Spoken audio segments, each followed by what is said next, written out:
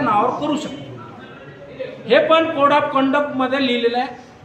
परंतु तुमच्या नावावर तुम्ही मंत्री असताना एकही लायसन्स नव्हतं आणि तुम्ही मंत्री झाल्यानंतर मंत्रिपदाचा गैरवापर करून ते लायसन्स मिळवले, हा आमचा स्पष्ट आरोप आहे। आजपर्यंत महाराष्ट्रात त्यांच्यावर एकच आरोप झाला, यांनी लायसन घेतले दारू।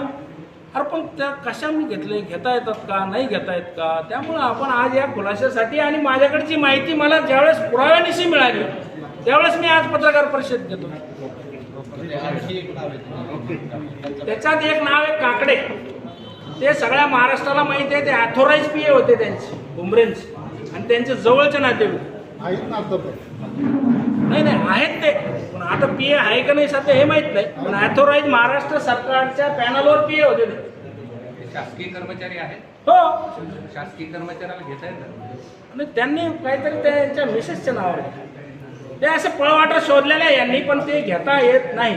लोकसेवकाला त्याच्या व त्याच्या पत्नीच्या नावे अँटी करप्शन ऍक्ट नुसार सुद्धा क्रिमिनल गुन्हा संदीपान भुमरे आणि यांच्या परिवारावर होऊ शकतो म्हणजे होतोच, परंतु केवळ सरकार त्यांची असल्यामुळे हे गुन्हे होतात।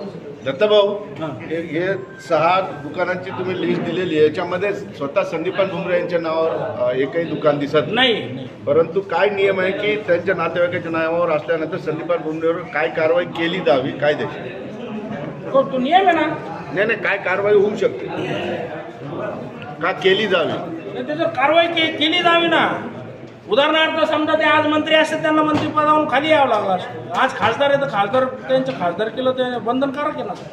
जसं नगर परिषदेला आम्ही काही गैर केलं तर आमचं डिस्क्वालिफिकेशन होतं, तसं यांचं डिस्क्वालिफिकेशन झालं पाहिजे ना। आज भारतीय पंतप्रधान स्वच्छ प्रतिमेचे आहे ना, त्यांच्या याच्यात खासदार आहेत नाही, त्यांनी त्याचं डिस्क्वालिफिकेशन केलं पाहिजे ना। मी पत्र लिहिलंय खासदार साहेबाला, पुराव्यानिशी लिहिलंय, सगळे लायसन नंबर तुम्हाला जे कॉपीज दिले त्या सगळ्या कॉपीज मी पंतप्रधान महोदयांना सुद्धा पाठवलेल्या आहे। बघू काय कारवाई होती त्यांची।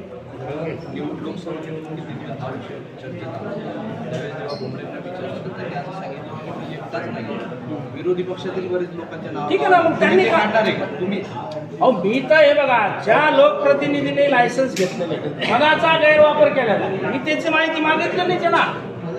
तो मग कुठल्याही पक्षाचा असो, मी काय फक्त भुमरेचं आहे म्हणून नाही, पण आज तुम्ही बघताना तुम्हाला माहिती आहे भुमरेशिवाय लायसन्स कोणाकडत नाही आहे। जयस्वाल साहेब कमी पडले त्यांच्या पुढं। थँक्यू। कुटुंबाच्या नावावर किती काढले? 5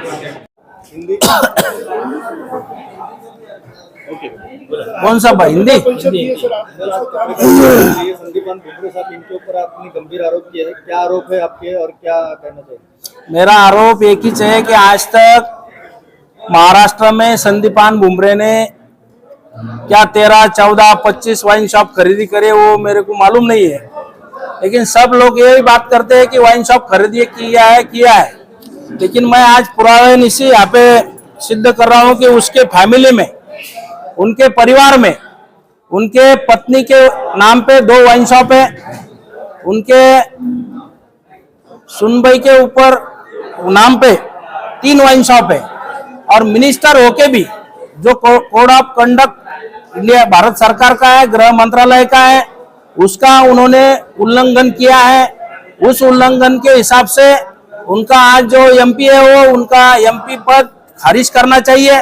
उन्होंने मिनिस्टर के पद का गैरवापर करके महाराष्ट्र शासन की पॉलिसी तक बदलाई। परमिट रूम का टैक्स 5% से आज 10% कर दिया। वो क्यों किया कि उन्होंने वाइन शॉप खरीदी किया है, वाइन शॉप को कोई वैट नहीं है, परमिट रूम को 10% वैट यहाँ पे लगा दिया करके वाइन शॉप का रेट बढ़ गया है।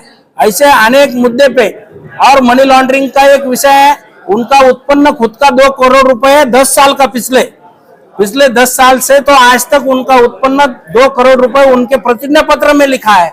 और उनके प्रतिज्ञा पत्र में ये भी लिखा है कि उन्होंने प्रॉपर्टी खरीदी की है 5 से 6 करोड़ रुपए की।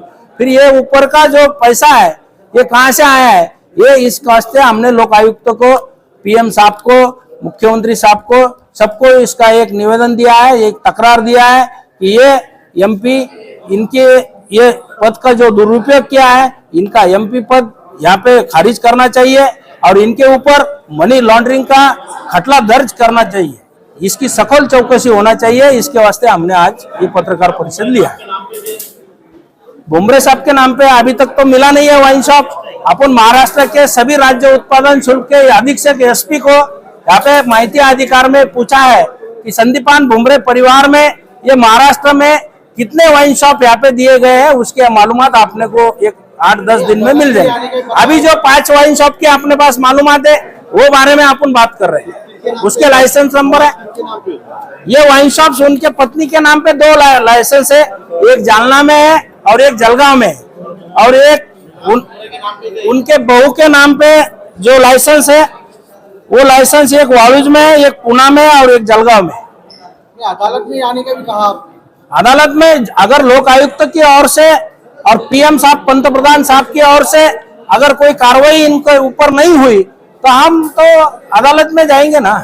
सर, कायदे के अनुसार वाइन शॉप किसको मिलना चाहिए था और इसका जो उन्होंने 7,000 रुपये करके जो दिया है वाइन शॉप का मकसद महाराष्ट्र शासन का यह है कि जिसको उदर निर्वाह का साधन नहीं है वो आदमी को वाइन शॉप मिलना चाहिए।